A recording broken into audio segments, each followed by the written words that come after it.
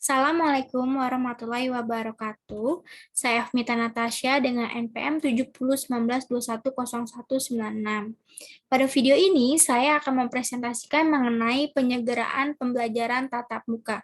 Pandemi COVID-19 merupakan krisis kesehatan yang terjadi di seluruh negara termasuk Indonesia. Hal ini mendorong adanya tindakan pencegahan penularan COVID-19 yang dilakukan oleh pemerintah dengan melakukan social distancing di seluruh wilayah Indonesia. Semua institusi pendidikan harus melaksanakan pembelajaran secara jarak jauh. Di sini ada tabel of content yang akan saya bahas nantinya. Yang pertama ialah dunia pendidikan Indonesia semenjak COVID-19. Sejak kasus pertama COVID-19 diumumkan oleh Presiden Joko Widodo pada awal Maret 2020, karena tidak ingin penularan COVID-19 semakin merajalela, maka pemerintah melalui beberapa menteri memutuskan untuk membuat program pembelajaran jarak jauh, yaitu dengan mulai Senin 16 Maret 2020 hingga saat ini kegiatan belajar mengajar tidak berlangsung dengan tatap muka di sekolah, melainkan dengan PJJ. Pembelajaran dilaksanakan dengan menggunakan berbagai aplikasi teknologi, seperti Zoom Meeting, Google Meet, Google Classroom, sistem learning dari setiap kampus, serta WA Group. Kendala terhadap penerapan PJJ, yaitu metode pembelajaran yang tidak fleksibel. Kenapa dikatakan tidak fleksibel? Dikarenakan beberapa pelatih hingga praktik harus dilakukan secara online. Yang kedua, membutuhkan kontrol diri yang tinggi dari gangguan eksternal. Misalnya ketika orang tua meminta bantuan mengerjakan pekerjaan rumah atau membantu orang tua berjualan. Yang ketiga, keterbatasan jaringan atau koneksi internet. Tanpa jaringan, kelas daring tidak akan berjalan. Hal ini juga berlaku pada kelancaran saat proses belajar jika mengalami gangguan koneksi. Kendala yang keempat ialah keterbatasan sarana prasarana. Fasilitas elektronik seperti handphone dan laptop sangat dibutuhkan saat PJJ. Yang menjadi kendala ialah karena tak semua siswa memiliki fasilitas tersebut. Potret tenaga pengajar selama PJJ. Tenaga pengajar menghadirkan media telekomunikasi interaktif yang dapat memberikan dukungan dalam menyampaikan materi pembelajaran untuk lebih menarik di mata para siswa.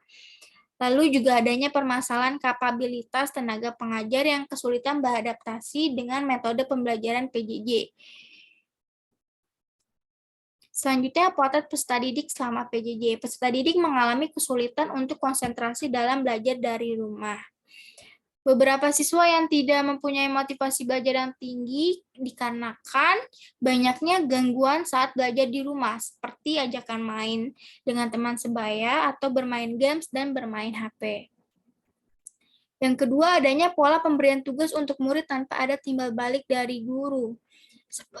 Seperti materi pembelajaran yang dijelaskan lewat video yang diunggah di Google Classroom, tapi tidak adanya ruang diskusi maupun tanya jawab seputar pembelajaran tersebut. Lalu saat awal penerapan PJJ, peserta didik bingung dan kurang mengetahui akan metode pembelajaran yang berubah. Selanjutnya, wacana dimulainya PTM terbatas. Berdasarkan keputusan bersama dari beberapa menteri tentang panduan penyelenggaraan pembelajaran di masa pandemi COVID-19, bahwa pembelajaran di perguruan tinggi mulai di semester gasal tahun akademik 2021 diselenggarakan dengan pembelajaran tatap muka terbatas dengan menerapkan protokol kesehatan. Pembelajaran tatap muka dilakukan dengan sistem rotasi, yaitu 50% peserta didik melaksanakan kegiatan di sekolah dan sisanya belajar melalui daring. Kendala yang dihadapi saat PTM terbatas. Yang pertama, proses adaptasi dengan kebiasaan baru, di mana penerapan protokol kesehatan pandemi COVID-19 tidak ada dalam materi. Yang kedua, tidak tercapainya materi pembelajaran dengan baik kepada anak didik, mengingat jumlah tatap muka hanya sekali dalam sepekan selama 4 jam. Kendala teknologi dan durasi yang panjang jika proses belajar dibuat bergantian. Lalu kendala yang dihadapi anak-anak murid adalah menjaga jarak antar sesama teman. Dan juga kendala sekolah di berbagai tingkat pendidikan belum diizinkan oleh daerahnya, dan sebagian masih belum melakukan vaksinasi. Ancaman yang dihadapi saat PTM terbatas ialah munculnya varian baru COVID-19 dengan daya penularan yang sangat cepat di sejumlah negara yang menyebabkan tidak adanya jaminan bahwa siapapun dapat terbebas dari COVID-19, termasuk peserta didik. Solusi yang dihadapi saat melakukan PTM terbatas ialah pemerintah mendukung pelaksanaan PTM terbatas dengan menggencarkan program vaksinasi bagi pelajar dan tenaga pendidikan. Solusi lainnya ialah dengan membuat konsep pembelajaran di masa pandemi COVID-19, yaitu kebutuhan peserta didik, adanya protokol kesehatan yang ketat, kurikulum kondisi khusus, prinsip pembelajaran, serta tetap adaptif terhadap dinamika kondisi pandemi COVID-19 dengan antisipasi adanya lahirnya varian baru. Sekian presentasi yang saya berikan. Terima kasih.